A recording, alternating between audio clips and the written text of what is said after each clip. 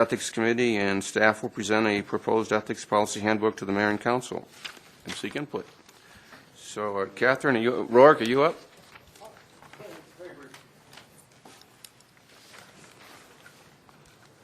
Good evening, Mr. Mayor, members of the council. It's my pleasure to appear in front of you to introduce the members of the Goodyear Ethics Commission.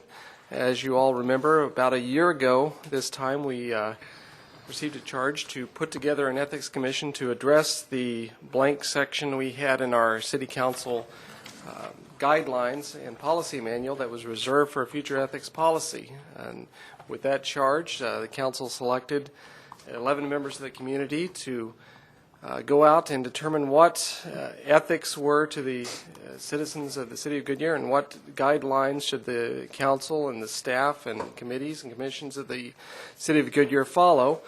With that charge, 11 members of the community met over the course of 6 months, and I will vouch that they put in a lot of hard work, a tremendous amount of work, and put together the handbook that you have in front of you this evening. Major Stephen Anderson and Catherine Wallinger, two members of the committee, are going to present the handbook this evening, and they're going to make introductions of the committee.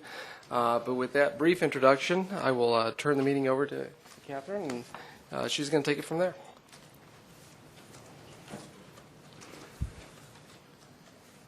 Thank you. Good evening, Mr. Mayor, Mr. Vice Mayor, council members, Mr. Fischbach, and Mr. Massey. I'm very honored to be here in front of you and to be one of the 11 members here that were part of this amazing committee that we had.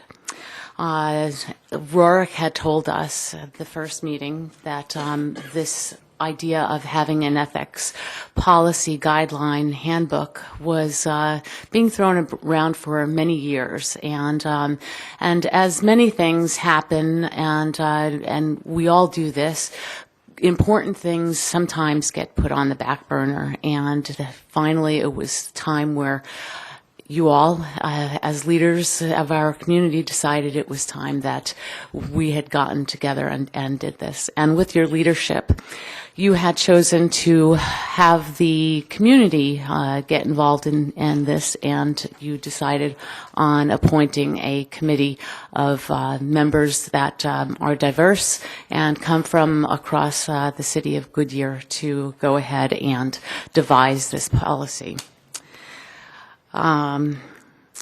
With that, a brief overview of what is going to happen this evening. I'm going to first, of course, introduce the members of the committee. I'll give a very brief history of what the Ethics Commission started out with and the objectives and the charter, as well as the Ethics and Integrity Handbook development process that we were all involved with. The Ethics and Integrity Handbook selected highlights will be looked at. Our charge to you as a council, and our look forward to see what plan on doing with this as you go forward with this and in the community. The members of our committee, I am so honored to be part of. They are an amazing group of people to have been working with this past few months. We come from an exceptionally diverse background, both in educational, technical, legal, business, philosophical, and various parts of the community and various ages. We were selected from over 70 applicants, and again, as I feel very honored to be one of those 11, the others are Major Stephen Anderson, Dr. Denise Bates, Pastor Greg Brown, Mr. Sergio Escamilla, Mr. Stanford Hertz, Ms. Maxine Hill, Dr. Greg Eidelman, Mr. Mike Lauer, Ms. Rosine Mitchell, Mr. Ken Porter, and myself, Catherine Wallinger. You had appointed all of us on June 9th, 2008 at a city council meeting, and our initial meeting was on June 24th. During that meeting, Rourke had told us that the idea of an ethics committee was had been in the works and that it was time. And Vice Mayor Antoniak was there, and he was so gracious to tell us that we were to look at our policy and to come together as a committee to produce a policy that will embody clearly written standards, meaningful implementation of the standards, help the affected, and provide periodic audits, ethics audit. During that time, you had hired a consultant to work with us, and his name was Mr. Tim Delaney. He was the president of the Phoenix-based Center for Leadership, Ethics, and Public Service. And Mr. Delaney, his background is very intense. He is a former Solicitor General of Arizona, and he has helped numerous governmental agencies and cities develop applied ethics programs. Among those cities are the City of Phoenix, the City of Scottsdale, the Arizona Department of Corrections, and the League of Arizona Cities and Towns. Mr. Delaney gave us some extensive discussion that evening, and he had told us that most of the ethics meetings are usually in need of meeting the committees are in need of meeting every 2 weeks. Once a month was not adequate enough. And so we decided every 2 weeks it was. And that no less than 6 months would probably be adequate in finding and in developing an adequate and very well-written policy. He discussed many different things, and he gave us some tenets that we needed to look at very intensely. Some of those were, what were our objectives? Who was our target audience? What would the final product be? Was it going to be just a memo, a document, a booklet? And whether it was very strict and to legislate, or was it to guide, and was it to teach? And in that particular last bullet point, that guidance and teaching also included a training and accountability module. Our committee then came together and the next time, and Mr. Delaney had given us numerous ethics policies from the different cities that he had helped. He had also given us numerous websites from different cities that he had also helped with. And he gave us numerous websites for cities and other agencies that were, in comparison, not well written, but that we needed to see. And Mr. Massey and Mr. Fischbach were amazing in all of what they did in their help throughout the entire process, because Mr. Delaney was only there for the first and only meeting. And usually when you are that good, you are promoted away. And Mr. Delaney was promoted away to Washington, D.C. And Mr. Massey and Mr. Fischbach took over, and they did an amazing job with the rest of the meetings. Our first meeting, the committee members looked and decided upon what our objectives were. We took Mr. Delaney's tenets very seriously, and we knew that one of the first things that we were going to do was to establish our objectives, and they were to protect the image and name of Goodyear. This is an all-American city, and we value that. We were going to protect the elected, appointed officials, the employees, and the volunteer citizens within all aspects of the city of Goodyear. And we were going to protect the city resources. We were going to provide guidance for the conduct of day-to-day operations within an ethical spectrum and establish a benchmark for personnel to turn to when dealing with an ethical dilemma. We were going to develop and have the city and staff develop a training and teaching module that is required for elected and appointed officials, as well as employee and volunteer citizens. And we included appointed officials and volunteer citizens because everyone who works for the city of Goodyear, whether you are working for the day at the Holly Jolly Festival or you are sitting as you are on our council and leading our city, you and everyone else project what Goodyear is, and we want that for everyone.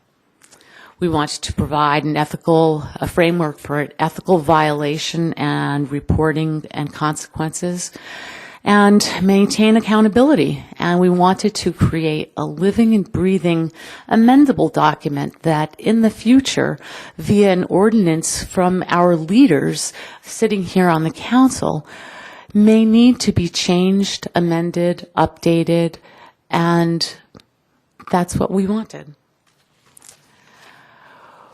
Our development process, again, like I stated, it had involved researching numerous cities, states, townships, and ethical guidelines from around Maricopa County and around the United States.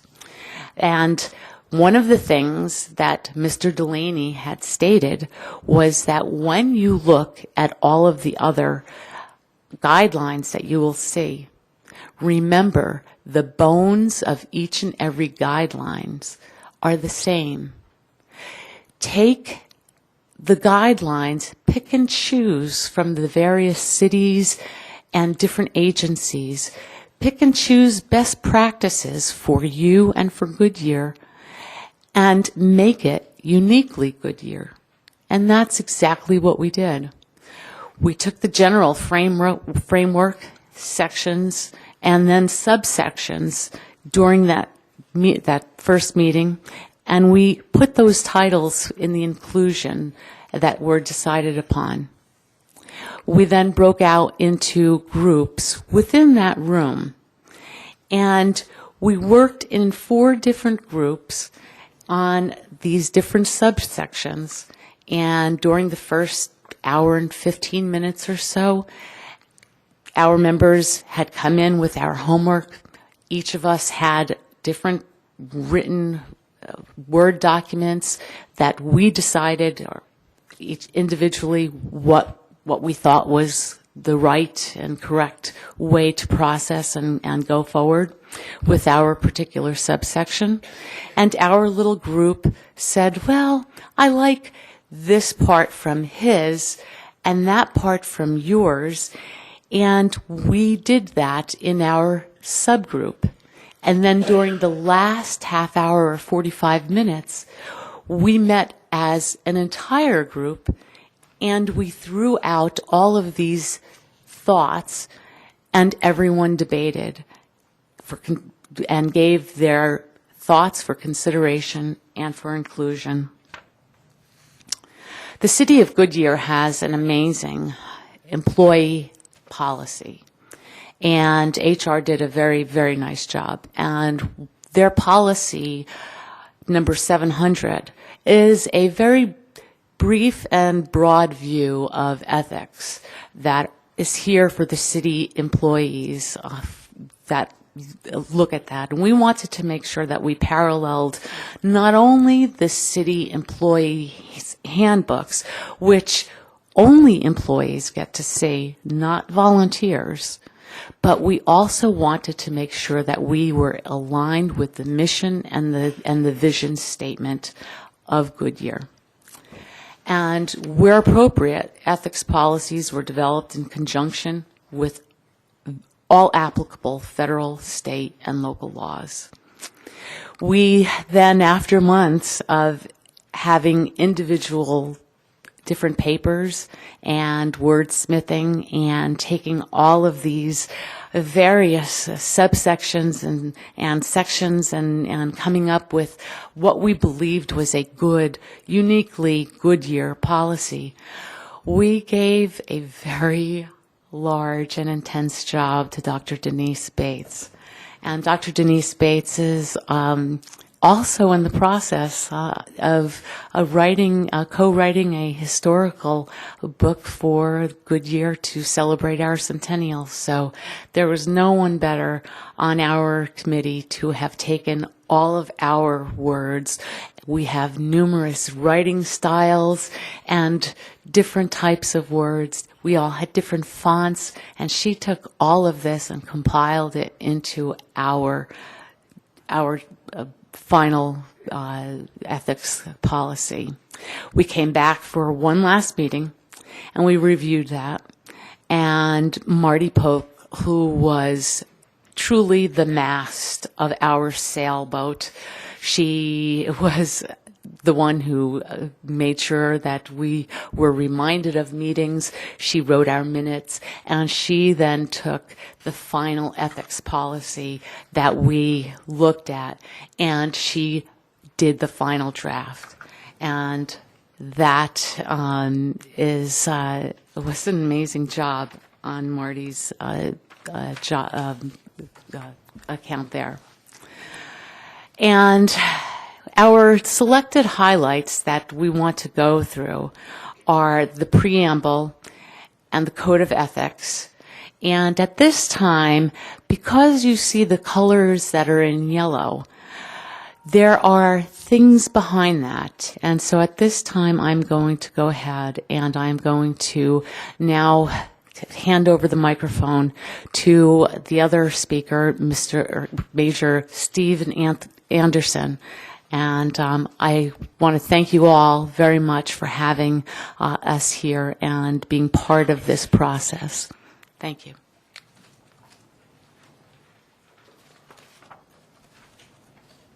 Mr. Mayor, City Council, appreciate the opportunity to come talk to you this afternoon about the fabulous group of people and a fantastic product that I think we've delivered for you. I think we've pretty much answered the mail on what you guys put forth with some guidance, and then we kind of took it and ran with the ball. So my objective here is to kind of go through some of the highlights of what's in there. I'm not going to read the manuscript to you. You guys can all read. And it's going to take you some time to actually take this document and digest what each one of the sections are there. You'll hear this again later on, but I want you to keep in mind that as we go through some of the selected highlights, that we've taken a look at this document through the eyes of politicians, through the eyes of professionals, through the eyes of volunteers and appointees, and we've kind of gone through the legal aspects of it. So we've kind of looked at it from several different perspectives. So nothing in here that you're going to see is going to be overly wow factor in that we didn't come up with a new Constitution of the United States here. What we did was we took tried and tested and proven policies and ideas that have been around for generations, and what we did was we incorporated them into a document that becomes uniquely Goodyear. So without further ado, I'll have to run a little bit of a mouse here as soon as it comes up and it's talking. There we go. So the first thing is on the preamble. Preamble clearly articulates the purpose. We kind of lay down who is this thing going to be applying to, and it basically lays the groundwork for stating that every one of you, everyone that's an employee, all of us that are volunteers, committee members, and et cetera, are going to fall underneath this policy. And it's clearly articulating that the idea here is that we as a community value ethics in our leaders and our appointed people, the people that we pay every day to do a job, and that we have a personal and professional responsibility to treat the city of Goodyear as we would want our own families and ourselves to be treated. So the preamble kind of lays down the basis of what we're going to be doing, and again, the people upon which that this thing is going to apply to, and the seriousness of it. And as you see, as we get through these things, you're going to find that there are some teeth in the document there for people to utilize.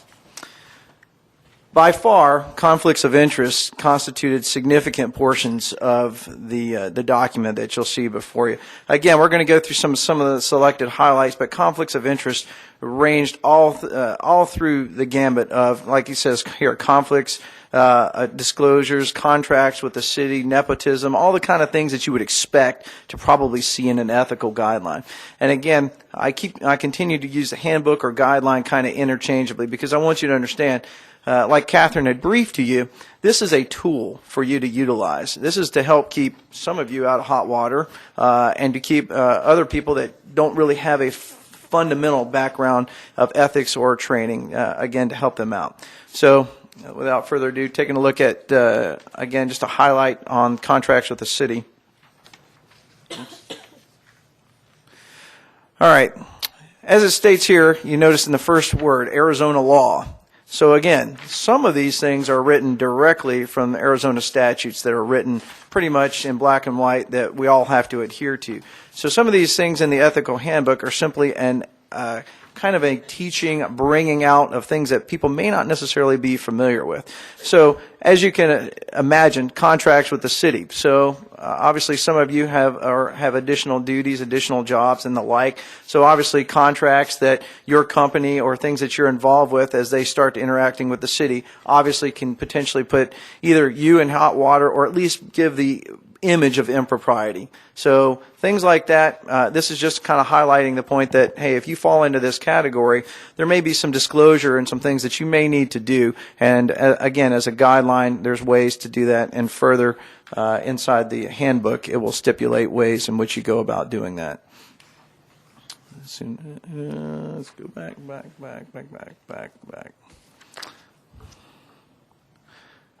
All right. This thing is going very slowly.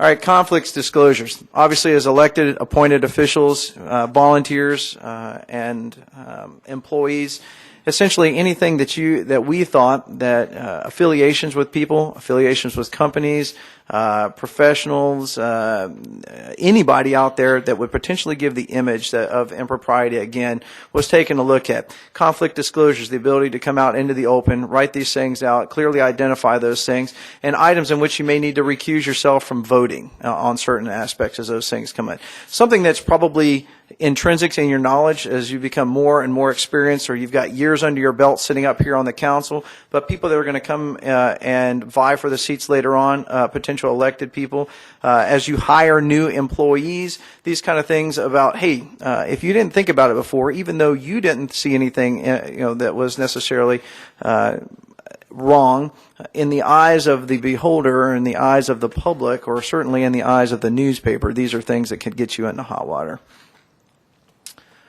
And then one of the other things is we included in the document appendixes which will give you examples of these things, kind of the teaching aspect of it. If you wonder, well, what actually is a conflict disclosure problem, or what actually is a difficult area I may run into? Well, there's actually a teaching and training tool in the back of the handbook that gives several examples of when that may actually become a problem and what constitutes a violation and what doesn't constitute a violation.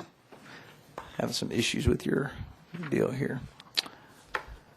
And then management of confidential information. Don't really need to highlight that as much, but confidential information that applies to everybody, people that are employees, yourselves that know and or are privileged to know information about people, contracts, Arizona law, federal statutes, Privacy Act statements, all of those things that are applicable to us in any kind of our job is actually covered under management of confidential information. It kind of highlights to potentially maybe new supervisors or junior supervisors that you are often put in positions to know things about people, to know things about upcoming contracts or the like, just as examples, and that you have a duty to manage that confidential information, and you also, not only an ethical duty, but you also have a legal duty in order to do that, unless on such time as it requires a legal action like basis in law, where you have like an investigation happening where, hey, you actually need to release the Social Security number, for example, for somebody. Treatment and management of employees. This was an area that I in particular had my fingers into, and it pretty much almost the way you expected. It's kind of broad swipe on do unto others as you would have them do unto yourself, pretty much. As a employer or a person that is in charge, how is it that you would treat your employees? And again, there is some foundation in law in here and also philosophy.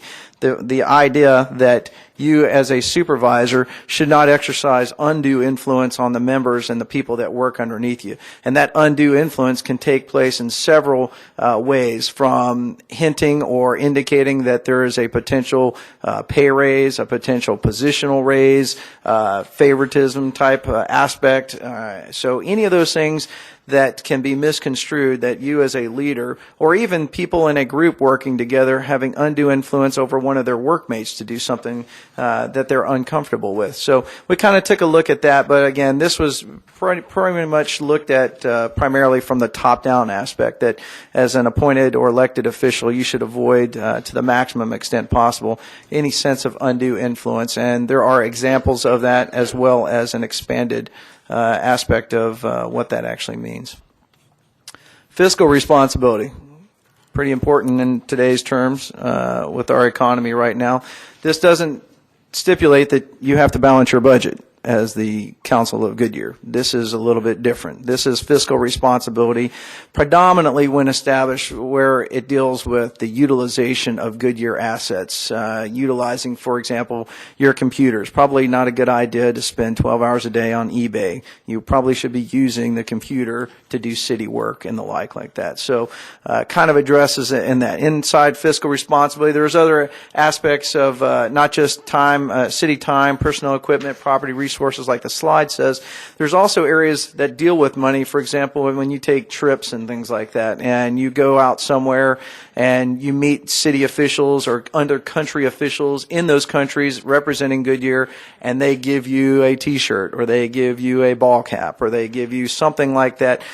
We kind of put down into there what we thought was a reasonable amount of money to accept gifts. And then beyond that dollar amount, then obviously there needs to be some form of disclosure, and we provide for that inside the document as well.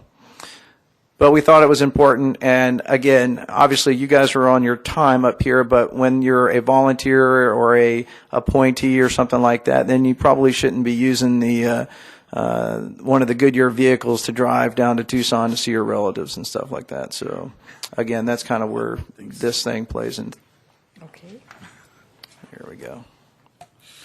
All right, public access and transparency. This is something you guys probably already know about, the open meeting laws. That was certainly an educational aspect for me about, I would like to say, probably the inefficiency sometime of open meeting laws, but nonetheless understand its importance, and that was something that we needed to put in here, the necessity so that the public understands what's going on, what is happening in the inner workings of the city, and making sure that not only kind of a check and balance, that you're out for the best interest of the city as well as the people that are volunteering and are appointed or elected. So, and then also an attendance policy down there, which kind of echoes back into policy 700. So there's nothing unique about this. It's just giving some teeth where it needs to be done. You have to remember that writing an ethics policy the way we did in the handbook was kind of like writing the Constitution to fit the laws that you already had, rather than writing the Constitution and then from which now you develop your laws based on this broad document. So we actually had to go backwards in several ways and make sure that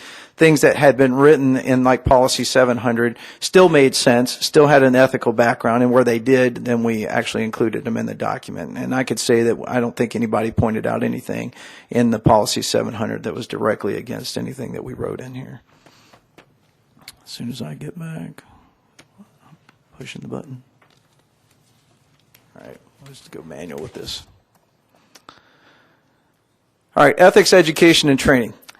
That was of extensive importance to us because it makes us no good whatsoever to write this phenomenal document for you guys to hold on to from now until the cows come home, and nobody has any idea what's actually in there or understands any of it. And they're simply just signing off on the fact that, yeah, I've received this document. One of the unique aspects of the ethics, education, and training aspect, and one of the reasons that I asterisked this item, was because I think we came up with something fairly unique in our policy on ethics and training, more so than we are so unique that we haven't seen it anywhere else. And that actually deals with city council members, so that's kind of important. You know, you guys all piqued your interest when I said that. This is each newly elected person before they're able to actually run for office need to make a trip over and actually pick up these ethical documents and read these things and sign that they've actually received that. And what we're trying to do is set the groundwork early in that young man or young woman's career as a councilman in the future that says, hey, this is what you're stepping into there, young person, and this is the ethics guidelines and the principles upon which we expect you to adhere. So there was some debate as to whether or not this was going to be enforceable, and that if you don't sign it, can you still run for office? And we kind of decided that it was probably self-governing, that if you were not willing to sign the document, then that would obviously be able to be utilized by your opponent who probably did sign the document. So that kind of is a self-critiquing own design, but it's written into the handbook that as a policy or as a ordinance or law, however you want to describe it, that people that are going to run for office must get this education, ethics, and training handbooks and documents before they go stepping into the mix and trying to be elected an official. Again, we were not aware of anywhere else that did that, and we thought that that was pretty unique. And like I said, went ahead and set the bar already pretty high. All right, come on.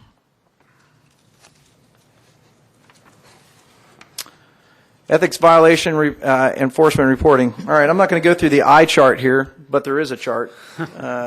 So you can't have a handbook complete without a chart somewhere in there. What this is basically stipulating is that there is a process by which any citizen and or person, particular volunteer employee, elected official, there is a process that we're establishing when you believe that an ethics violation has occurred, and a methodology for reporting that. Now, one of the things we did take as a protection aspect for you guys, I know who are burned in effigy from time to time, depending on what you have voted on, is the fact that if it's an anonymous critique or if it's an anonymous thing out there, well, that's just not going to be investigated. It's kind of going to be slid to the right there until somebody's willing to stand up, sign it, and go, hey, this is, in matter of fact, I think, an ethics violation. I'm willing to put my name down on it, and we need to take a look at it. So there's procedures in place. The ethics violation reporting mechanisms to include a standing ethics commission. There's procedures for establishing that ethics commission, how long those people will serve, how the rotation of those people will come out. It's not a paid position. It's not a paid commission. It's a volunteer commission. These people will serve, I think the longest that we put down or we finally agreed on was up to 6 years, but there was opportunity for things to change out there, especially in the initial onslaught or the initial creation of the committee, and that they could be called when the city council thought that it was a requirement or when a reporting mechanism generated the necessity for these people to meet. There are some legal aspects to it as well as volunteer aspects, and I believe there may even be a city council position that was there as well. But anyway, so there is an ethics reporting mechanism also, along with this, an accountability type aspect as well. That also went back, I didn't mention it in the training aspect, but a requirement, and you'll see this here, kind of what we're tasking you guys to do as far as monitoring and maintaining the training records on the people that have done this. Oops. Ethics situational training. This kind of gets into the training and teaching aspect of it. And inside of the handbook, towards the aft end of the book, there are several examples that we laid out for you to read. Things that constituted a ethical problem and things that did not, rise to the occasion of an ethics issue. And part of that is to give you real-world examples and people that are reading this that can kind of, gel with this document and go, yeah, I've been in that situation, or I understand that. And then there are situations in there that may think that it's an ethical violation, but in reality, no, it's fine. You're good to go with that. So there's a couple of pages in there of these documents that get down into kind of the meat and potatoes of what actually constitutes an ethics violation, and to help you, again, understand the basics of what's in the document. The last thing that's going to be up there is the foundations in law. What we wanted to do was to establish in this document that this wasn't just some of the harebrained ideas of a bunch of well-meaning individuals out there. extreme professional backgrounds, very well educated, very well versed people, and also people like Rourke over there, who obviously was a lawyer and had foundations in law. And then where appropriate, where written down into Arizona statute, we were going to bring those things out, highlight those, and show you where some of these ethics policies in this handbook actually go directly back to either Arizona statutes or Constitution, and that there really is no wiggle room. That's the way it is, and that's the way it's going to have to be. Because the Arizona statutes, if you've never looked at them, are fairly lengthy, and the likelihood that everybody sits down and reads every one of them is, far-fetched at best. So we picked out the ones that we thought were most apropos based on the things that we wrote down in the document, and then we reference those things appropriately. Let me back up here. All right, so what is our ethics committee charge to the council? What do we have to give back to you? You gave us an assignment. Now we got to give you guys an assignment back. We've obligated you to pretty much, out of this document, if you accept it, to create a permanent ethics commission. I kind of alluded to kind of the makeup of what that is, and you can read more in the document. Provide for and conduct annual ethics training, which I think there's something along those lines that you guys already do. So that's not necessarily rocket science. We're not asking you to do a lot, but what we're recommending is that it move to an electronic methodology where there is an accountability section and a records maintained on people that do that. And I think Rourke has alluded to that there is an electronic type ethics that is actually being in the works or on the way down or potentially proposed, I think. And then again, maintain that record of accountability, and then establish and maintain an ethical hotline, which may be simply a phone line direct up into the city attorneys. May be good enough to account for that right there. But at least it needs to be displayed prominently in certain areas, work areas where people that consider they may have an ethics requirement or violation, they have a methodology of looking up, seeing the phone number, and knowing what they need to do. All right, the way ahead now. What we need you to do is to review the document. Look in there and find areas of concern and or areas that you think require additional amplification from us. Again, in the absence of amendment, then adopt the ethics handbook. And as reminders, you're probably, like I said, not going to find anything in there that's just going to rattle the tree as far as, man, I've never heard of this before. So an important attribute is to, again, remember that it's not overly unique, and it's not any really different from other communities. It is uniquely Goodyear in that we picked only the good parts out to put in there. And it was stated earlier from the initial discussion was it was developed through the eyes of some phenomenal professional people with diverse backgrounds. So I would encourage and urge you guys to take a look at the document. Ask the questions, get it to us so we can convene and or give you some amplification and or, in the absence of that, adopt it as law and or ordinance, however you want to stipulate that out. With that, I will open it up for questions from any of us down here, from Catherine, myself, or anything of from us. That's all I have. Okay, thank you very much. Thank you. Would anyone in the public, other than one of the committee members, wish to comment? Mayor, I do have one speaker card, Jennifer Barber. Okay. Mayor Kavanaugh, Vice Mayor Antoniak, council members and commissioners, thank you. Thank you. Thank you for taking the time and making the effort to establish an ethics commission for the city of Goodyear. Once again, you have all shown why Goodyear is an all-America city. I have read over this policy several times, and I've read it through the eyes of a citizen. And I'd like to make a couple of quick comments. I know that you're not able to answer any questions tonight, so these are just a couple of things to consider. Thank you for establishing a whistleblower hotline. Many times people turn a blind eye to a questionable situation for fear of retribution. Since you will not take anonymous complaints, I ask that you be more specific about how the local law protects individuals who file complaints from retaliation. Would it be possible to be more specific about how you can keep these complaints confidential? Secondly, an online ethics training program is a fantastic idea. Keeping it fresh, accurate, and meaningful is very important. Currently, the city manager and/or the city attorney are to administer the training.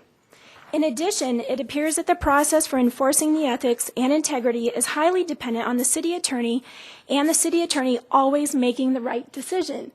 This is a very big task at hand. Since the Ethics Commission will exist as a permanent commission, and you have already shown your dedication to these issues, is it possible to add a link or to add an appeal process that allows the Ethics Commission to have an oversight role on the Attorney's Office for the ethics and integrity cases? And why do this? Not only would this oversight provide a balance in power, it also gives Goodyear citizens confidence in the city's governance. Something to consider. Again, thank you for your service to our community, and thank you so much for all the hard work that you've put into this. I appreciate it. You have something? Mr. Mayor, members of council, I think I can comment on a couple of those points. The first, as far as the confidentiality, obviously we all live in the world of public records and public records requests, and so the committee spent a lot of time talking about that particular point, is how do we guarantee anonymity of complainants? And we had some very frank discussions of, well, in the world of public records law, that may be difficult. But we will make the policy statement that, to the extent that we can, we will guarantee or try to guarantee anonymity. There is case law in Arizona, the Carlson case, that talks about a balancing test that has been used to protect the identities of confidential informants. So if you start reading in that policy, we feel that in this case, to some extent, you can guarantee anonymity. You can't totally guarantee anonymity, but we could do our best to protect the anonymity of a complaint in those situations. So in this arena, that's the best that we can do. We can't completely guarantee it, but you look at the case law, you look at the public policy, you want to encourage people that may have complaints to come forward, and they may not feel completely comfortable if they know that their name's going to be exposed, but you can't guarantee it. So that's the conversations we had. That's kind of why we framed the language the way we did, and unfortunately that may be the best that we can do. The second point is the complaints coming through the city attorney's office. There's a lot of conversation about that too. I mean, how do you get the ball rolling on something like this? And the conversation was, well, we got to start somewhere. And basically, the determination the city attorney is going to make is this complaint something that falls inside the city's personnel and employee policies? If it's a complaint against an employee, is this a violation of the ethics policy, or is this more aptly a violation of employment policies? So the clearinghouse in the attorney's office, as the committee came up with, is, do you send it down path A, or is it something that goes over to the commission? If you look at the flow chart, most of the complaints, as they would involve, such as a city council member, go straight to the commission without having that determination made by the attorney. It's really more involving the employees on making the determination which path it goes. So that's the thought process that went into those sections. Okay, thank you. Any further comments from the public? Do we have any of our committee members wish to make an individual comment? We'll be asking questions, so you'll get a chance to speak, I'm sure. Before we get underway with, and this is strictly, again, that we aren't going to make a decision today. This is for discussion. I think it'd be the best thing for each of us here, at least in my view, is to be able to express yourself fully on what you feel is right and what you're concerned about with this, and that we should expect, I think, to meet again as a council in the company of the committee and go over some of the questions that we bring up today and talk through them in a group setting, again in a work session type environment, and then we'll go from there. Does anybody object to that? No. Okay. All right. So let's move with that in mind, and want to start in the right or left? Brenda, you look like you're ready. Councilmember Holland. Thank you. You know, this was a phenomenal job, and coming from a large corporate background and having been asked to serve on many corporate committees, I know the effort that was put out for this document, and it really was well done. There are always going to be questions. It's always easy for us to start picking things apart because we weren't a part of the original committee. But I want you to keep in mind that you did a great job. And it could have been very overwhelming, and maybe when you first stepped into it, you thought, oh my gosh, this really is overwhelming. I don't want to pick it apart, but there are some areas that of concern. For one thing, when you start asking the attorney's office and then whoever you decide to work on the commission, it is easy to get too complicated to solve minor problems. It's not like everyone just picks out the big problems to go solve. If there's a commission there and they have an avenue, it is very easy for you guys to find yourself involved in a lot of small problems that expect big returns.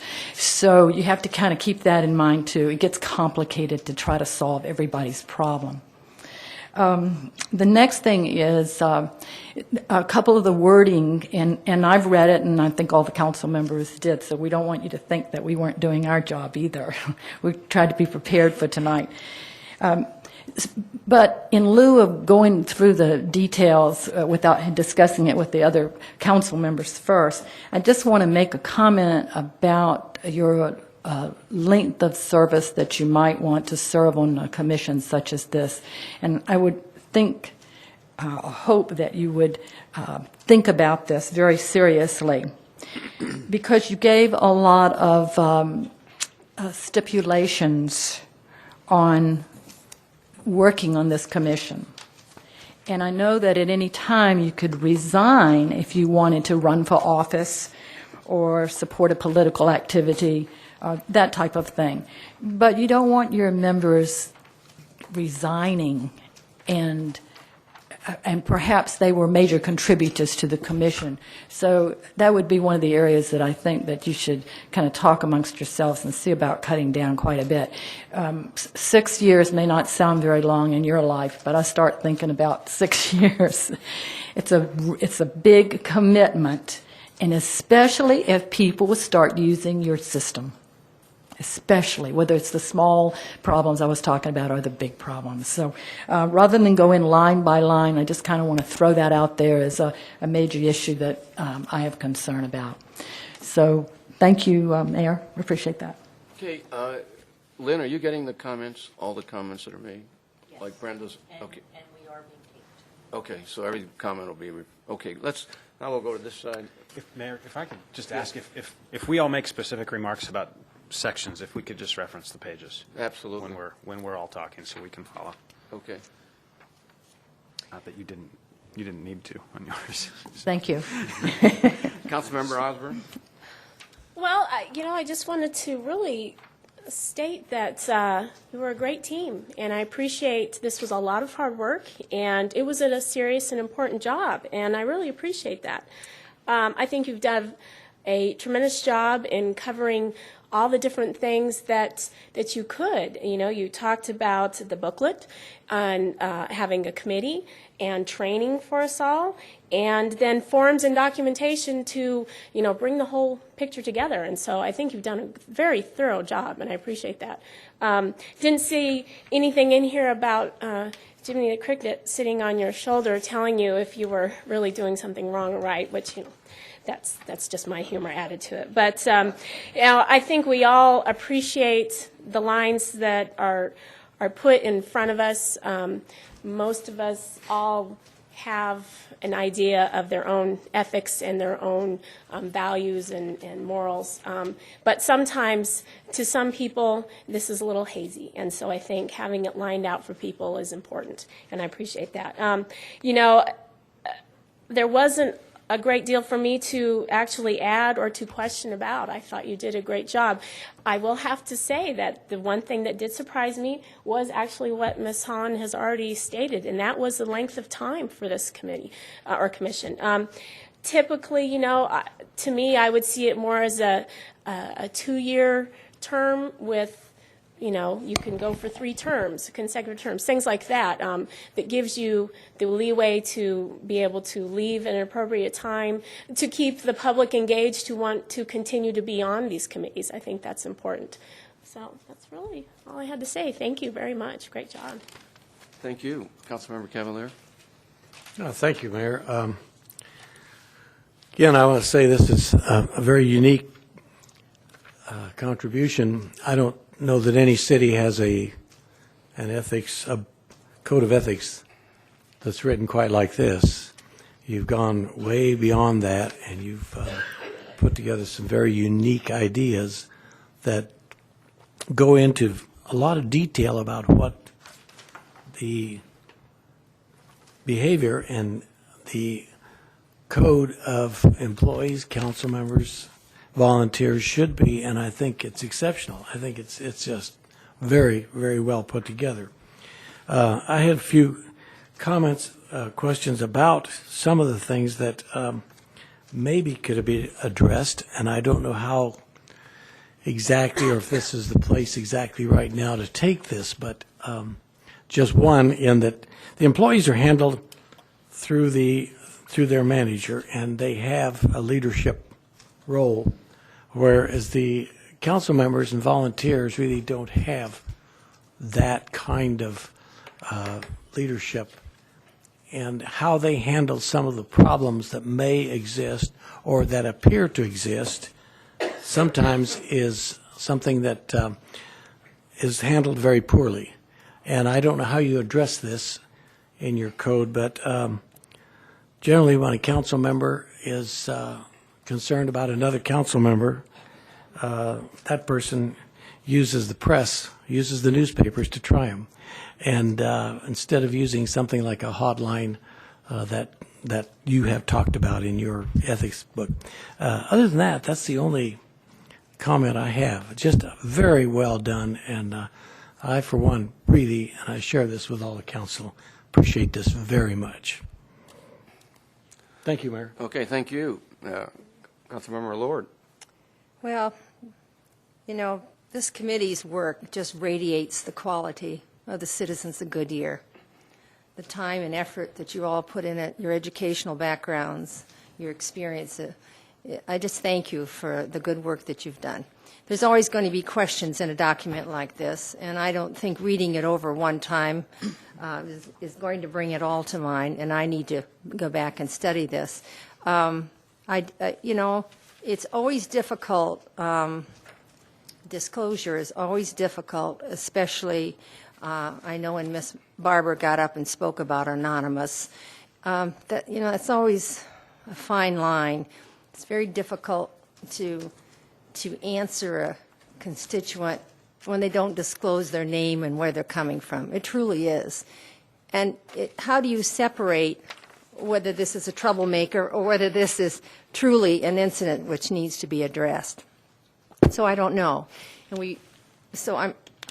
I appreciate you coming up and talking about that tonight, but I really don't have an answer on that because it's very difficult, especially after 4 years of receiving emails from anonymous people, and the time and the effort it takes to answer their questions and find the solutions, and yet you don't know who you're speaking with. It could be a company, it could be an individual.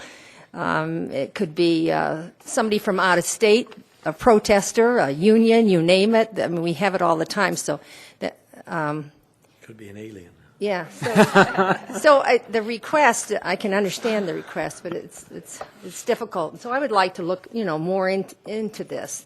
So again, thank you very much for all your hard work. Okay, thank you. Vice Mayor Antoniak? I have a feeling I might be the most loquacious one of the evening. Thank you very much. I came up with this idea last January when I came back after thinking about it over the holidays. It was this time last year that it's hard to believe it's been a year since we've had this first initial conversation, but I appreciate all the hard work. I, too, sat on a committee for 2 hard years on the general plan, and it takes time away from the family, it takes time away from friends and other things you could be doing that are much more fun and maybe much more exciting. So thank you. With that, sounds like we're going to have a dialogue going back and forth. So maybe you all are, we're going to challenge you one more time, and maybe you all are going to get back together one more time. So things that I would like to see potentially discussed if you do that. If not, would have recommendations on that is disclosures of conflicts of interest. There's not really a set guideline for me. I mean, I cross this path probably as often as a few of us up here in terms of conflict of interest. I mean, no secret, the company I work for does, $1 billion a year of business with government contracts from the feds to the state to the county and abroad. And so I have to pay very, very close attention to the details and very close attention to what I say and seek guidance from the attorney. But there's no discussion in policy for me that says when I need to cross that bridge. So it doesn't say when I get a contract that is with a state agency that is doing work in the city of Goodyear. It doesn't say what, so it doesn't get very specific. And you have former councilman Ken Porter on your group, and I know he crossed this with APS and Suncor, and it was kind of murky. Well, Suncor's a solely owned, I can't talk tonight, solely owned subsidiary of Pinnacle West, which APS is also a subsidiary, and there's kind of sister companies, and we're making decisions. And so Seth and Ken would always back off of the dais and not make decisions on Suncor, and I'm sure he talked to you about that during your time. But there's no set timing.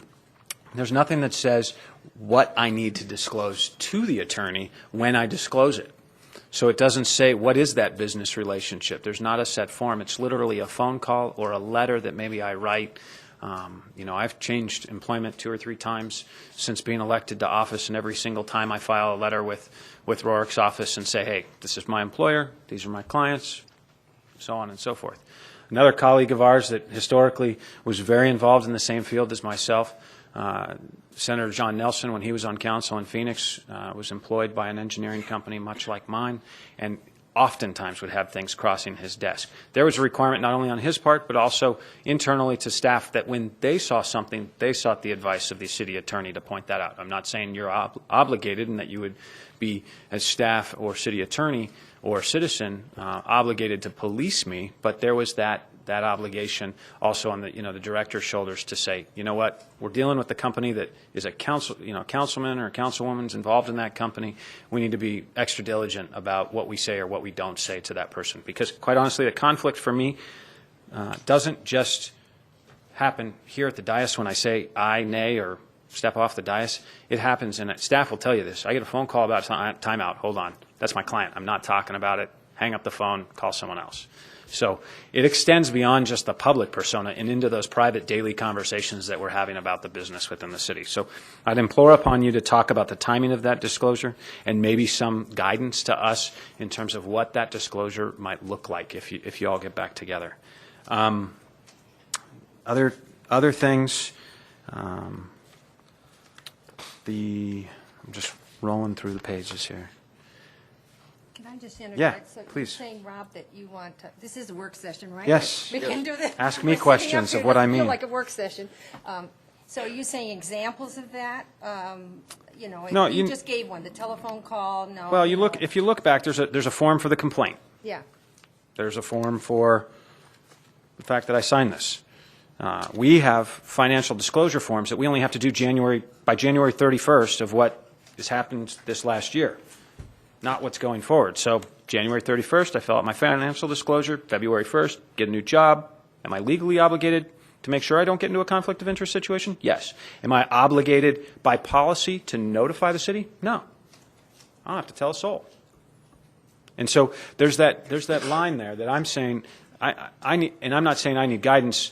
I think I'm overly cautious about this myself in my own practice, and I think everybody would agree with me on that. That's dealt with me within the city and up here on this dais. But I think the fact of the matter is there's nothing there that says, hold on a second, you've changed employment or you've now invested in a company, you have a business interest that is different than it was on January 31st or December 31st of last year, and now it's first quarter, March.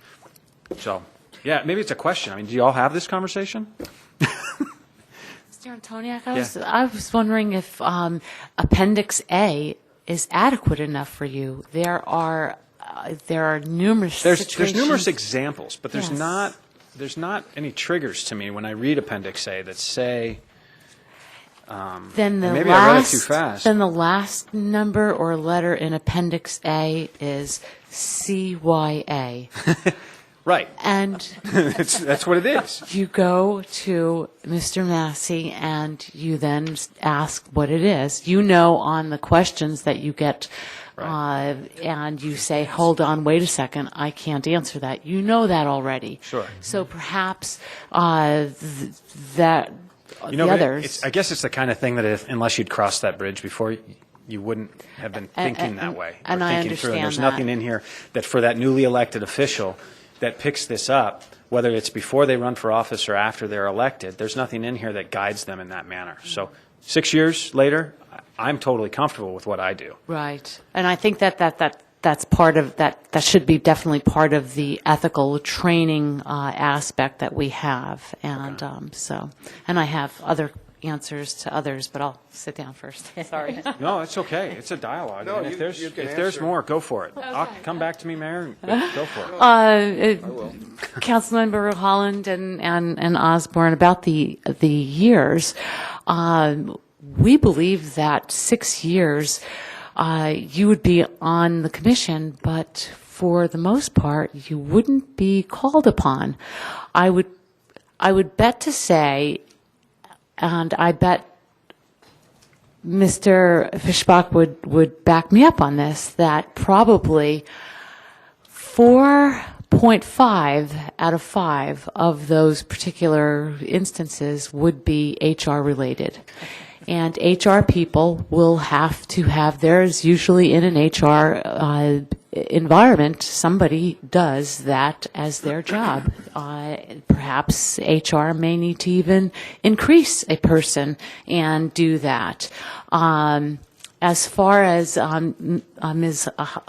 Lord, your question about the line, that is very important. I work in an industry that is very, very highly regulated, and we have ethics dilemmas that are in the media and wherever, and it is very difficult.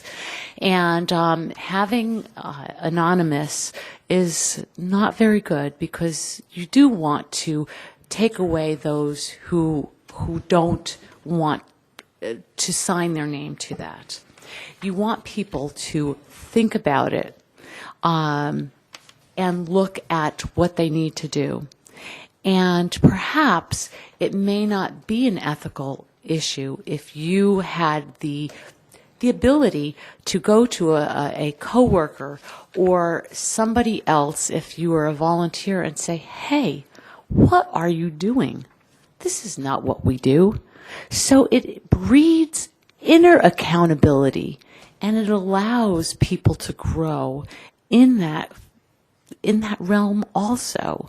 As far as it not being involved with volunteers, I believe that Judy Swanitak, is that she will need also to be developing a different hat too, and she too will need to be giving the volunteer coordinators and those who are in charge ways to help and talk and dialogue at that first meeting that everybody meets at. And so as I guess the timing, the one last thing, I've been on the Brownsfields Commission for a while, but we haven't met for quite some time because there's something going on. I don't know what it is, and someday when I get back, Mr. Iwanski will tell me what it is. and so I'm fine with that. I know that I'm on that commission. I know that I'm doing my due diligence, and I'm waiting very, very, very well and very quietly. But it's been a couple of years now that I've been on the commission, and now that there's a time that there's a lag. So I believe that the people who need to put their name on a complaint form will actually think about it, pray about it, whatever they have to do about it, counsel each other about it. And those people who are on the other side of the coin, who have to have a conversation with either Mr. Fischbach or Mr. Massey, will also think about it and evaluate their own actions in the future. And that action, the first action might be they're off of a council or they're off of whatever. And so I think that that's part of the whole thing, the whole what do we do now, is that this is first and foremost a training aspect, a training tool for everybody. Thank you. Sorry to interrupt. That's quite all right. Mr. Porter? Oh, I saw him anxious there. I picked on him, so I knew he would talk. Him jiggling in his seat. You know the look. Yeah, I Ken got. Porter. I was up here for a few years. Thank you, with Mr. Mayor and Mr. Vice Mayor and Mr. Fischbach and Council. I just wanted to address two issues quickly, and I apologize that I have to leave. But on the 6-year concern, it was really the logic behind that was if you don't want your committee to be in a position to be thrown out by existing council members. So if they can outwait a term of office, then 6 years was the time frame that we would use. So that was the logic. It's a long time, but that way you don't have somebody who has an ethic problem with have them being able to name new commission members to help them out. So that was one of the reasons. But it is a long time. Good point. The anonymous issue, I think,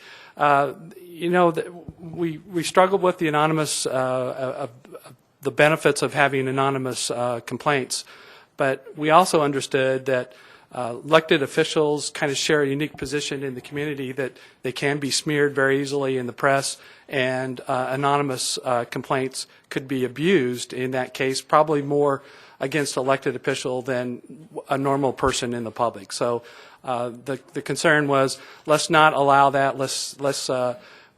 We know that there's benefit in anonymous complaints, but there's also a lot of, for elected officials, there's the problem with abuse. So we chose to exclude that, and based on some advice also from what other communities do in excluding anonymous complaints. So thank you. What does exclude mean?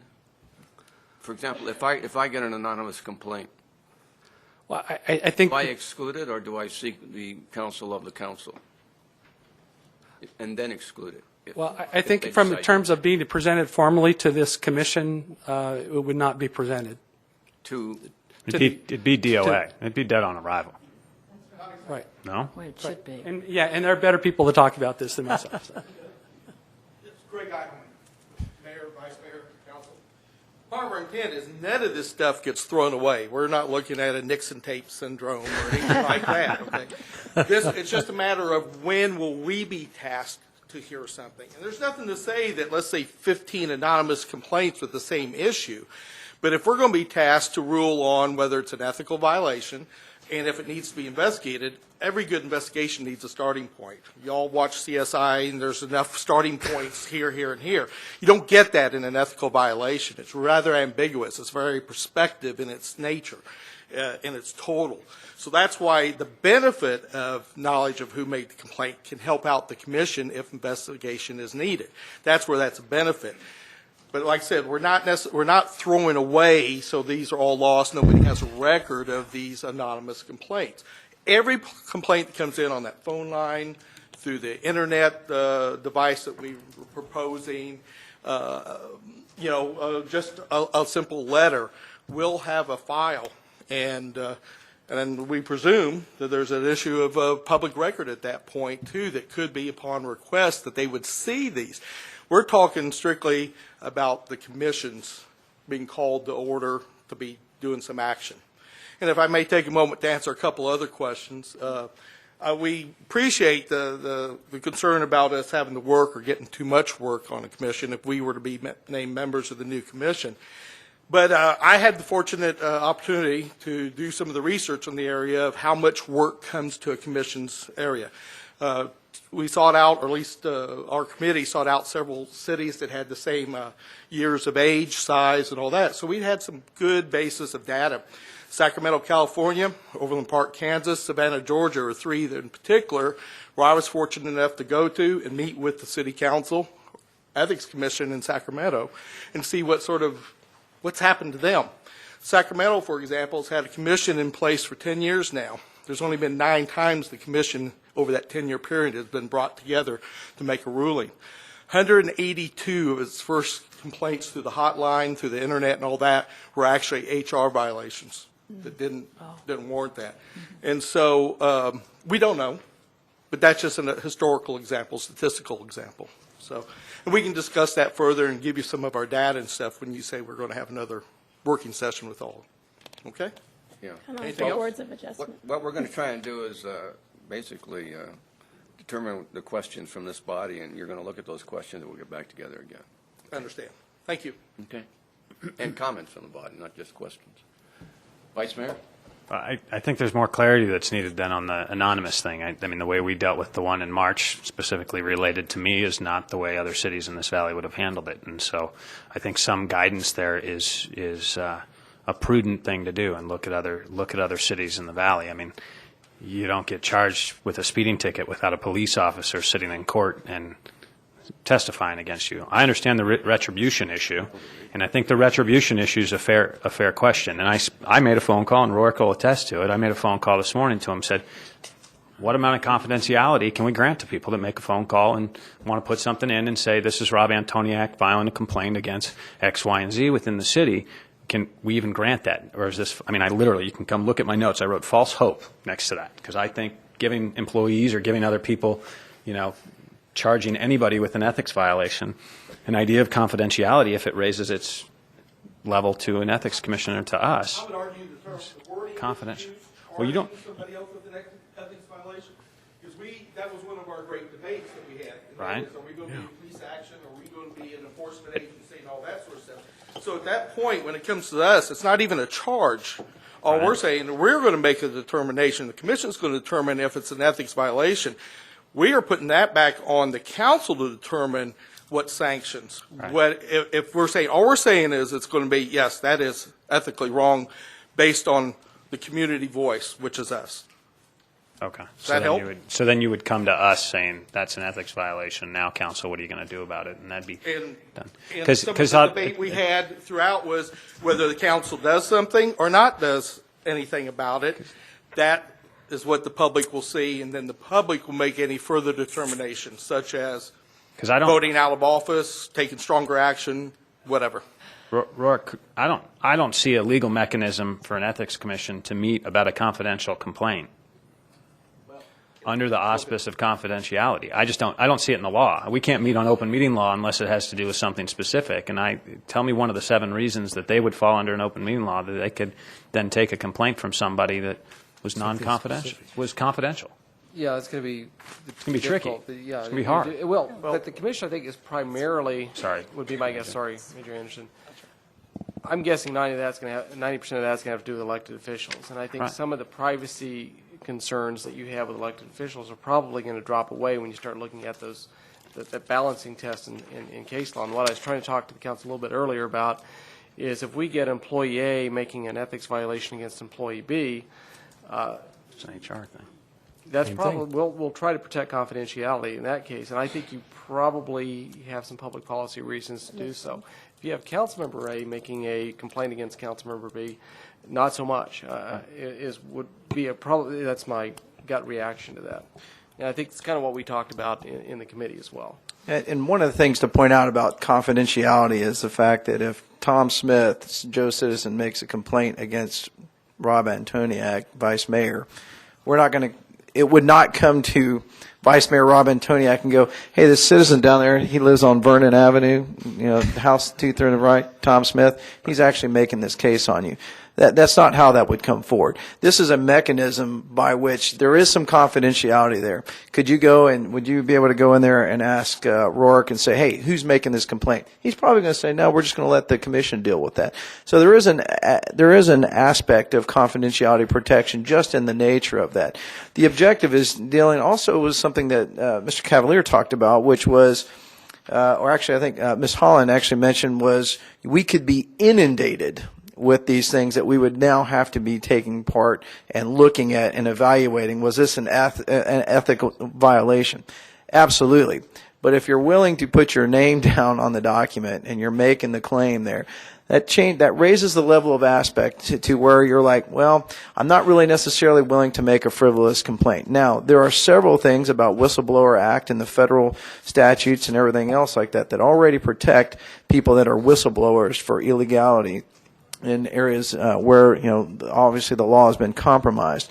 And in ethics areas where the law has, if it's an ethical, even an anonymous ethical complaint that would come in that rose to the level of a potential legal ramifications of, hey, this is a violation of the law, this is not just a legal thing, well, that would probably take on a different flavor from the city attorney's office there, and we probably would not be involved in that thing, because that would now, an anonymous tip would probably more likely fall under the whistleblower type act in this case, and then would require some form of investigation that would actually be beyond the purview of this commission.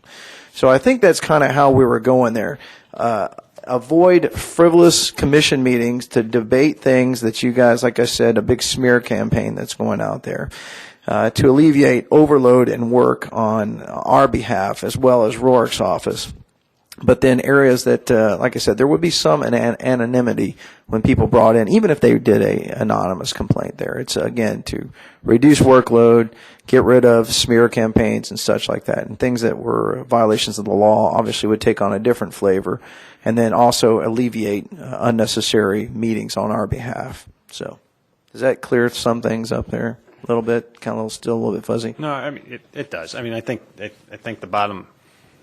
Well, I think there are always going to be fuzzy areas. I think the proof's going to be. I don't in the think you pudding. can clean them all up. Well, I think the proof is going to be in how this plays out over the next several years and how those things are dealt with.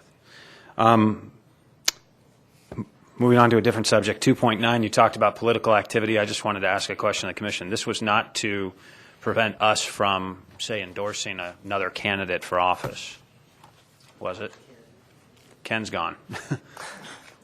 Because the way I read, I just want to make sure, and if you all are getting back together, discuss 2.9, because quite honestly, I won't agree with the document if the 7 of us don't have the ability to endorse other candidates. All 7 of us up here endorsed Senator John Kyle this last session. Mm-hmm. And, I mean, that was something that we all did independently. We were asked independently. It so happened that all 7 of us supported him. It wasn't like we took a vote up here. But we all got a letter, we all signed it, and we all did that independently. I don't necessarily want that ability taken away from me. This may, the way it's written here, this may be something that we actually need to readdress from the perspective. This is the discussion that we had about politicians, probably elected officials. This should be pertain more to people that are city employees more so than you guys.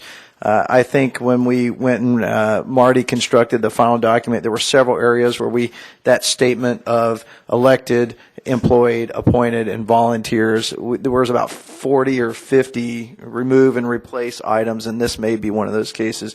Because remember, we had that discussion at length that political activity, that's the nature of the beast that you're in. And if you're going to endorse somebody, you should be able to do that. So that's probably an area we need to strike out of that document. I would just, if y'all are going to discuss it, discuss the employees' rights to their First Amendment, too. I mean, you don't, just because you work for the city doesn't mean, obviously they can't come up and say, I'm going to endorse Mayor Kavanaugh for mayor or somebody else for council or whatever. That's prohibited from charter, that's prohibited from our policies. But to not allow a city employee in their personal private capacity to be politically engaged at a federal level or state level or county level or that sort of thing seems to me to take away their First Amendment right. Obviously, the minute you put, Sean Bradford, endorses Saturday Night Live candidate for president, water director of the city of Goodyear, that's a different story. I mean, that's that may be different. I don't know how you handle that, but that's where we were going with that. Yeah. It was not meant to include the elected officials. And we didn't want people to advance their own private interests, employees, that is, by doing that. And so okay. we will definitely review. All right. On the travel, you address staff, but for me, what's good for staff is good for council. Asking the question of is this trip necessary ought to apply to us as well.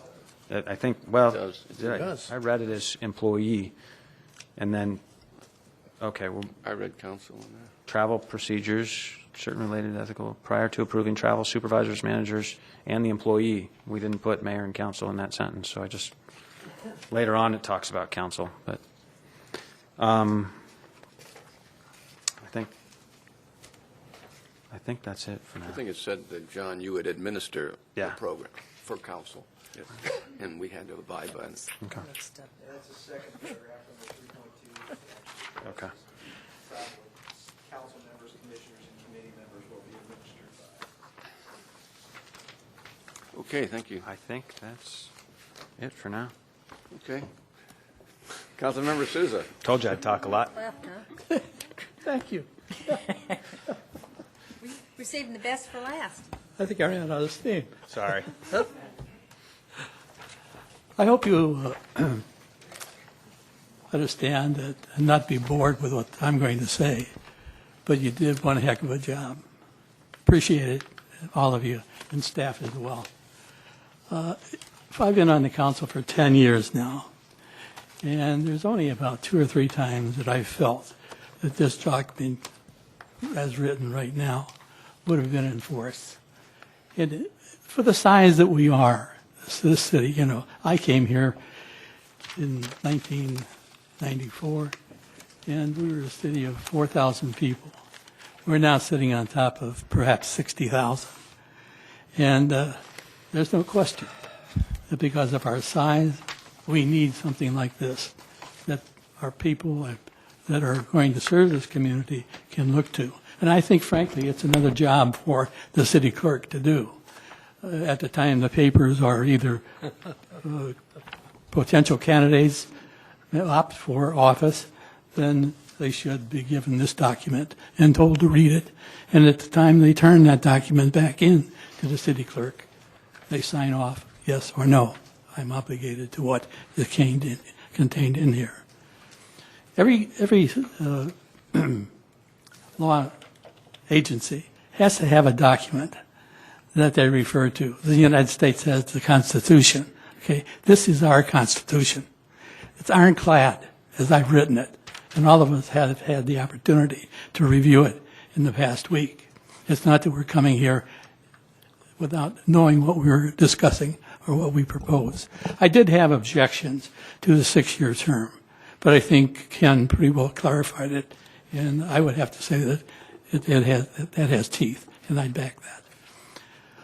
Other than that, again, you did a fabulous job, and I appreciate the efforts that you put forth. Not everybody would tackle a job that's going to, that would entail the amount of time that you put into this document.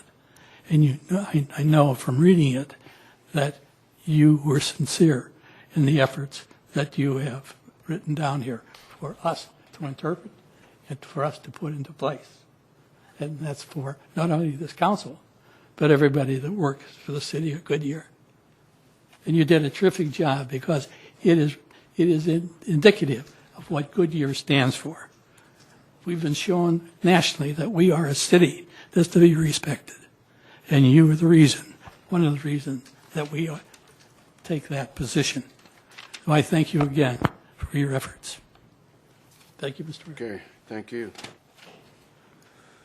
Okay, again, I'll add to the, certainly the appreciation for, if you weren't some of our top people, you wouldn't have been on the Ethics Commission. So it's understandable that you did a great job, and I think we expected it, and you did it. And you were able to understand right and wrong and the importance of that in this particular question. But I have a lot of concerns with a couple issues here, and I ask if you just take them and report back to us through the attorney. Couple very, I want to talk about the commission. I want to talk a little bit about that. And but before I do that, requirement for ethics training. If we have the training through the Attorney General's office at a League of Cities meeting, do we still do this? If we can, if you want. I'm just asking. Okay. you probably need to explain why, when you come back to us, what you're going to do that we didn't get already. And the biggest question to me, doing the right thing on ethics, has been golfing. And, you know, I get asked to golf with quite a few people, and almost every event I get asked to golf for, as do all the other elected leaders, is a charitable event. And if the elected leaders didn't do it, probably the charity would go away. Not the charity, but the event would go away. So these events are $400 to $1,000 for a foursome. That's a lot of money. That goes beyond the $40 in every case, actually. So you have to address that issue for us.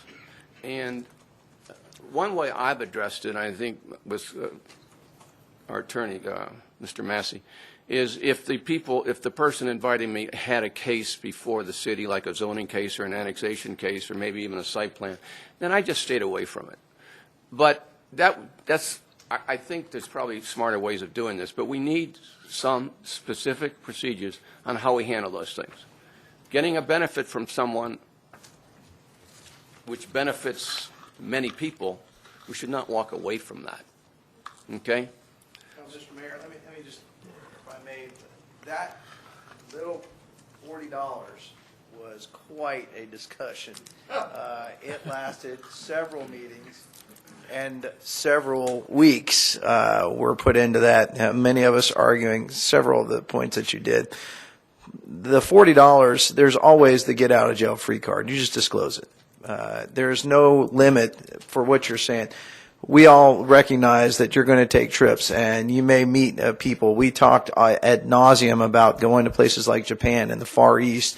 If you had to meet with a city or they came over here, and quite often it would be a slap in the face of those representatives to not accept something that may be well in excess of $200, $300, or whatever dollars in that case. Where appropriate, those gifts should probably be displayed somewhere prominently in the city of Goodyear.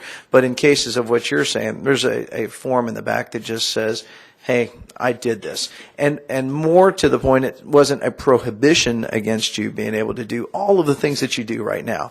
It was in an effort to continue that transparency that, again, wasn't to prohibit as much as it was to protect, because we recognize that you have to do those things.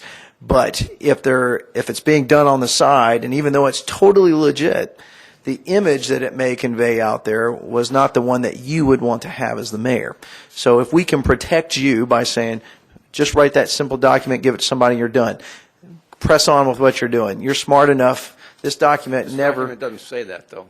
No. I'm glad to hear it, but the document needs to Okay. discuss this a little. We'll take a look at that. Yeah, Maybe you could just have a checkbox, Mayor, of was this a charitable function, and if so, what charity did it benefit? Yeah. Because that would take care of They're a always lot Just a of clarification. of things. But what comes under a number of these events we have to go to, that we go to, and it's well over $50 or $40? Where does that go? That goes on the form. Yes. I know, so we disclose that each time. Is that going to be done by staff, or is that just technicality that we're talking about? Because we call into our staffer and say, okay, we're going to attend this event. 9 times out of 10, I don't even know what it costs me. Sure. Oh. It's true. Okay, so I think the way it's designed to work is if you receive a benefit that's valued in excess of $40, you fill out the form. And what you receive. I don't think you have staff fill it out. I think it's your responsibility. If you want to. interesting. If I'm wrong, I don't know if we may have talked that far. Actually, anything that would be an economic development value with your presence, any of you, that would be a benefit to all of the city of Goodyear, not just you yourself going to the particular function that you are at. However, the person who is giving that particular, you are getting at that moment a benefit that others in the city are not getting, that has a monetary value if you actually broke it out. You or your staff will just have to guesstimate how much that particular event function would normally cost in today's dollar value. And whether or not it's done on a piece of paper and somebody has it on your desk and you sign it, that's great. Hopefully in the future, all of this can be done electronically, in which you then have your electronic signature done and bingo, off it goes.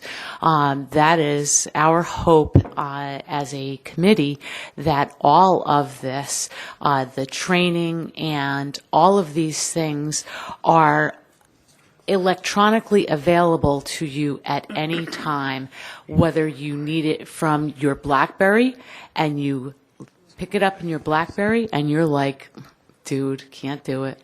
And that's just that. These are the things that we hope and we pray for the council that eventually, if our resources in terms of dollars at this moment is allowable, that we can do that electronically, because it would necessitate that we purchase a program for all of these things.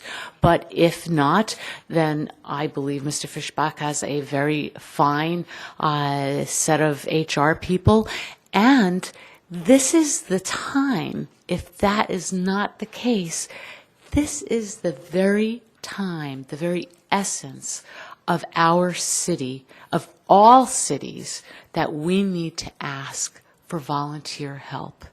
And we need to have people come on in. And that's part of one of those things that the volunteers will have to see or sign, because with more volunteers, they may be privy to more things that Chief Brown has that he doesn't necessarily want the bad guys to know about, or that whoever is the HR person, that person has things that others don't need.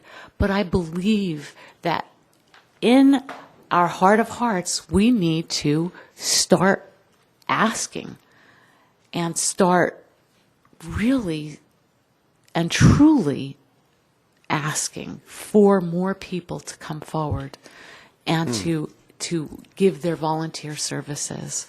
So, Thank you. Well, I don't mind accountability, and I'm certainly happy to account for every dime I spend of the city's money, and I always do, but I task you, city manager, to make sure the assistant to the council is giving us that information, so that at the time I make that acceptance, I'm writing out that form. I don't want to get caught in a catch-22 on this. So, because we open the door to people that are looking at us to see if they can find we're doing something wrong. And I'm uncomfortable, so I want to make sure that the city staff is doing their part to keep us clean and help us out. We will certainly make sure that that's done. Mr. Mayor? Vice Mayor? Oh, No? Okay. Councilmember Oh, Osborne? I just wanted to say, Mayor, I appreciate your question about the golf, because, you know, what happens to me, and I didn't even think about this, that these forms will help protect me too, is in the sense that I'll be invited to things as the owner of Osborne Jewelers, not as a city council member, but what does it look like to the public?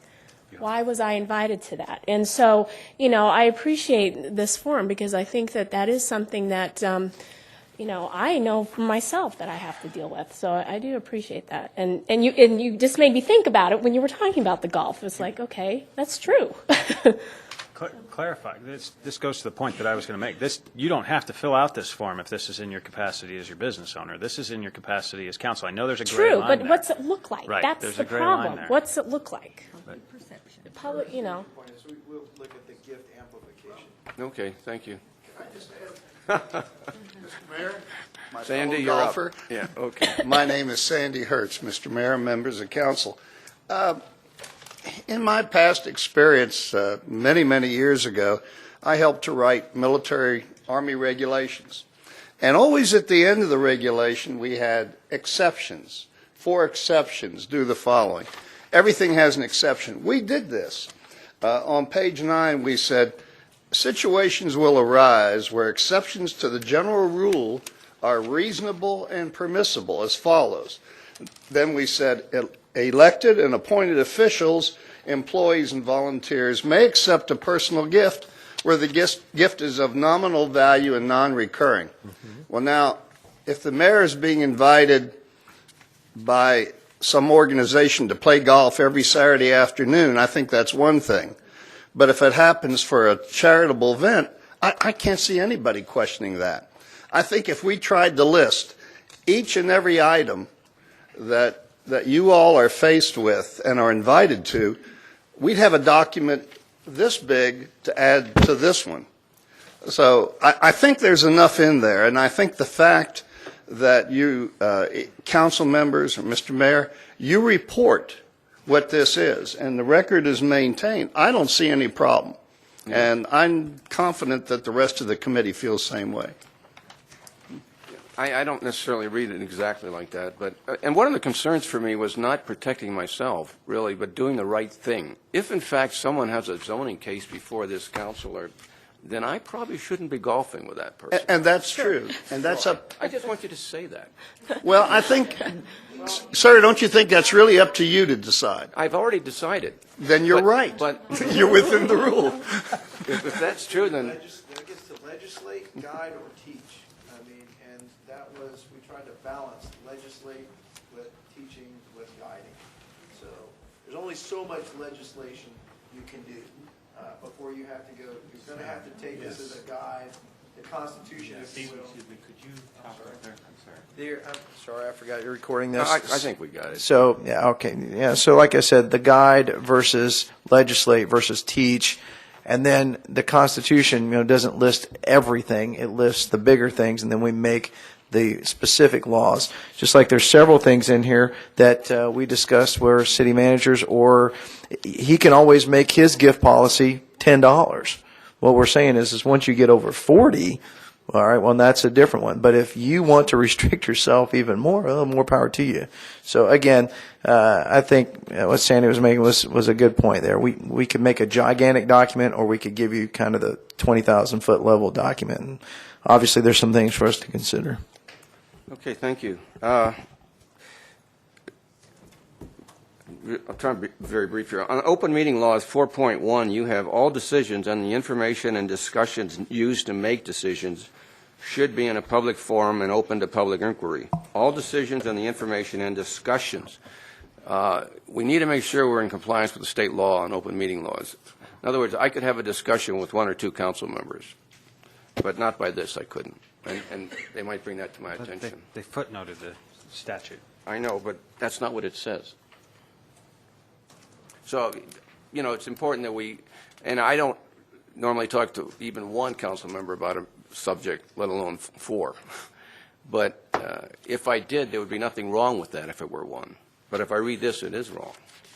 Okay? To me. Now to get into the thing which you probably have difficulty with or agreeing with me on. My problem has been, who has the right to judge in this democracy? Judge people's behavior with the intent of a disciplinary action or a recommendation for that. And so I thought about who does have that right by our Constitution. And it looks like I thought about, well, when you write an appraisal on an employee, you have a right to judge that person's performance.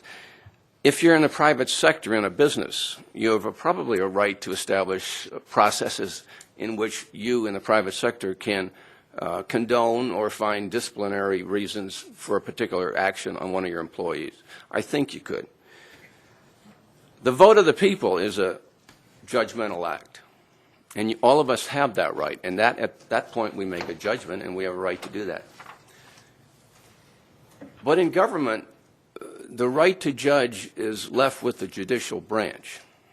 No one in this group here has a right to judge and make a formal decision which would result in a particular action that would be harmful to someone else. We're a legislative group. We can act in accordance with, we can make decisions about people based on previous judicial actions or lawsuits. Lawyers, judges, the Attorney General, courts, that's our judicial system. And to me, that's where judging a person's behavior with the possibility of having a criminal action result should be left within that judicial system, in my view. I'm willing to listen to you over the next couple of months or next couple of weeks. I'm not sure the attorney even agrees with me on that. But it doesn't make any difference. That's sort of how I feel, and I need to feel comfortable that we have a constitutional right to form a commission of citizens with the express purpose of making a recommendation which could lead to disciplinary action harmful to a career on an employee. But that's how it reads. So, okay, we need to clarify that. At least we need to clarify that.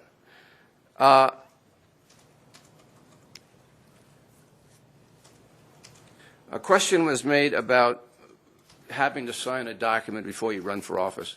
I'm sure that's not in accordance with the law. I think anybody can run for office if they've lived in the city of Goodyear for 2 years or whatever. They haven't had a criminal action or whatever. Now, what you could do, in my mind, is require that after that person raises his or her right hand and swears that they're going to be a council member and uphold the rights of the people and abide by the law, that's one of the laws. You can say, okay, the ordinance says now you have to do this. But you can't. It would be harder to be a city councilman than a president of the United States if we required this. This is a provision which we shouldn't require anybody to achieve. That they have to take a class, sign a statement before they run for office. I think that's wrong. Mayor, may I add something to that? Let me just finish my Yeah, stuff. okay. because- I think Major Anderson might have misspoke on that when you were presenting, because the way it read is the way I read it, that it was taken after you were elected, before you were sworn in. I read it was, The class would be taken after you were sworn in. You would not have to get the ethics. but Yeah. you would have to sign a statement to run for election. I think you would sign the statement acknowledging receipt and I of just don't the, think we have the right to demand that. That's, well, they have to go through and fill out several documents already in order to run to financial start with. disclosure stuff, but that's in accordance with law. That's, There's nothing in the law that says you have to sign a statement about taking an ethics training. I don't think. Certainly. We'll take a look at that. And then, Voluntary. what? Could be voluntary as part of the. You can do anything voluntary, yeah. Sure. And then about the commission itself, I think we have to be able to answer the question that why is it we in the city of Goodyear have 6 attorneys? We have a judge, 3 in your office, and 2 prosecutors. What does a commission of citizens provide us that expertise doesn't? And it may, and I think it very probably does. But I think we better elaborate on what that is. Why is a group of citizens necessary when we have this $750,000 force annual cost of lawyers? So, But, Mr. Mayor, this council has always appointed commissions for various, yeah, we rarely appoint a permanent commission. And this is a specific, I'm questioning the commission fulfilling this particular purpose. Okay? it's open for discussion. That's what I'm offering. And then in the commission, when you establish the commission, it's got to have an explicit charter that protects the rights of every committee member and the rights of every citizen, council member, employee, or whomever. It has to be explicit how we're going to protect that. And would an action taken in, or would any part of the process in which this commission meets, could anything in that process affect the right of the government to later prosecute someone? I don't know, but we better be sure that we don't do that, because be assured the Attorney General is going to be upset with us for a good reason, if it does. And do you swear in? Everything in ethics, not everything, but much of the things, is about telling the truth. And if you're going to have an ethics complaint, you're going to have one person's view and another person's view. And sometimes one of those views is confused or not truthful. Do you require a person to swear in before they meet this commission? I think you have to, but that's something we need to think about. I guess I'm just concerned. I want to make sure we do the right thing, and we have to make sure that we're in compliance with state law, that we understand the role of the Attorney General, And to what extent would that which a commission decide, would that have to go to the Attorney General anyway? So there's a lot of questions that I have. I'm not opposed to a commission. I love the work you're doing. I have a minor in college in philosophy and all ethics if you're a Jesuit-educated student, let me tell you. That's what it's all about. It's an extremely complex subject, and we have to do the right thing now. Councilmember Cavalier? I just wanted to bring up the fact that if some of the things have to be done that are prior to running for city council that have been stated, that does away with any write-in candidate. Is that true? Are we allowed to have a write-in candidate for any council member or mayor? That's a good question. I don't. I'll go back that I don't think, and I agree with the mayor, and I think Major Anderson answered the question earlier. You can't require this course as a precondition to running for council. I would agree with that. It's something that's in the policy that they've mandated. But if we received a packet from a council candidate who didn't complete the ethics training, that person's still going to be on the ballot. Because you can't take away that right. Can't take so that I would agree with you, and we did discuss that. They would like to see potential candidates complete the course or receive the packet, read the materials, and sign the acknowledgement form, but do understand that you can't preclude a candidate for that. Okay. I mean, Okay. technically, to the mayor's point, you don't have to. I can be out gathering signatures as a candidate without ever stepping foot into the clerk's office, as long as I don't go over the $500 threshold and I'm doing it alone. That's election law. You can look into it and clarify it for me, but that's done all over this state on a regular basis, where individuals that don't pass the $500 threshold, because technically I don't have to come to you as the clerk, as the elections official, until I file my paperwork. I can go grab the ARS statutes, I can grab the signature forms. I mean, I may be completely wrong, but that's my understanding, is $500 threshold, and as long as I don't organize. The minute I ask my friend to gather signatures for me, I've organized. But if I'm doing it solo and I'm not crossing that $500 threshold, I don't have to tell a soul that I'm out there gathering signatures until the day they're due. I think that was the judiciary of public opinion. So, right.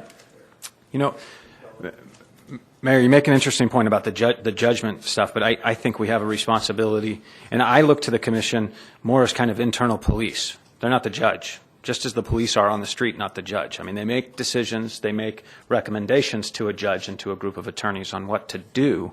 But specific example, I don't think if I had crossed the boundaries of conflicts of interest and these folks said, we think there's a question to ask there, that would be the information I would expect to come from the commission. Not, you've broken the law, council, now you're going to censure her or him or do such and such a thing. Now, on the flip side, specifically, if somebody was traveling in such a manner that was questionable, I could see this group saying, hey, the manner in which you're traveling is not necessarily the manner in which we think Goodyear officials ought to be traveling. Doesn't really break the law, doesn't really do anything, but, sitting on a plane with people that have interest in business is maybe not the best use of your time, and you ought to be on Southwest Airlines.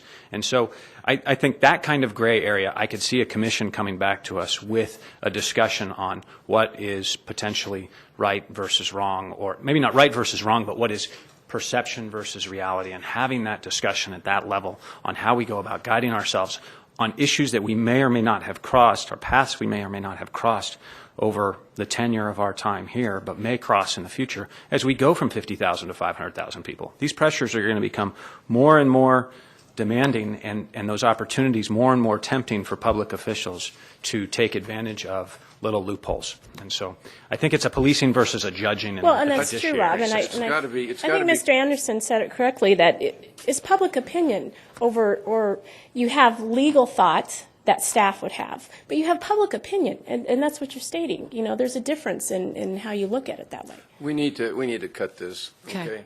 Go ahead. I was just going to say that, Mr. Antoniak, there is always a threshold. The commission doesn't just form because somebody sees some. There is a complaint, and the complaint is written and it's signed by someone. And so there is a threshold before the commission ever meets. And being a all-American city means that the perception needs to be all-American. Yeah, don't And even so- imply that we don't think that, because we do, really. Oh, and I'm sure that everyone does. We're called to come together because we believe in this. And probably there's nothing more important we'll be doing over the next couple of months than establishing an ethics policy. And you know what it's important for? It's important to people we aren't going to know. They're going to be sitting up here saying, we better do it right. And whether it's policing or what, I don't agree there. But I think they need to go back and come back to us with what specifically is your intent on some of this, on what are your rights as a commission, and how do you protect the rights of the citizen or the council member. One thing you could do, just if I could, you have two reasons to form a commission, two things for a commission to respond to. If it were just one, I don't think there'd be a big issue here. The attorney asks for help. But when you include the city manager and the council as being agencies which can request that you come together, you're bringing it into a different realm. If it was just the attorney who we go to for advice, and that attorney doesn't feel like he has all the facts or he has the ability to decide something in a specific, conclusive way, then he calls you. But when you bring the politicians into it, it's a different story. That's right. But you think about that. Does it, what would activate you?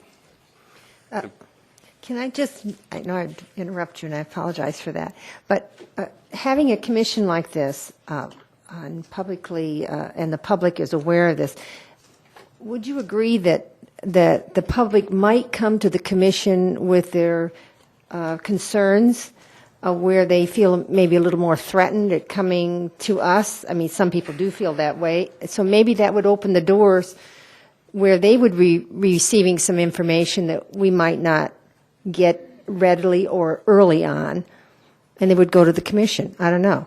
Is that, would that be an example? I mean, so the commission would have a part as sort of the helpline for the community. The commission, though, can't act without counsel or attorney No, authority. can't act, but they can absorb you can't they can an take the input and information. meet. They can take the information. And they can meet on it as long as they get the direction to do Right, that. okay. And they probably would get the direction to do that. Okay. Now, if you could assimilate everything we've said here and maybe if you want a couple of us to meet with you, as long as it's not more than four or more, we can do that in your deliberations at your convenience, I think. So you just ask us what you want, if you want further clarification of our points, and we'll get this finished. Okay? And you'll have policy out for the people to use for the next 20 years. We're close. There's nothing that prohibits the committee to asking several questions in writing if we can't all get together. No. And Clarify points that maybe we made here tonight, or whether silence doesn't necessarily mean agreement on some opinions and articulation doesn't necessarily mean disagreement. Yeah, that's true. And I thought that that's the way we were going to go as well. So maybe because if there's- I didn't get into any detail about the document itself, so we still have some questions to ask.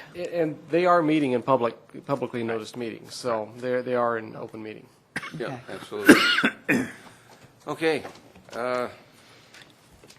It's a tough job, but we thank you for everything you're doing, and we'll come together on this one. It just has to be done that 20 years from now, people are proud of what we did. Okay? Now, we're going to go into a executive session in a minute, but first I got to close this, and then I'll open up the special meeting. Okay. This meeting is adjourned.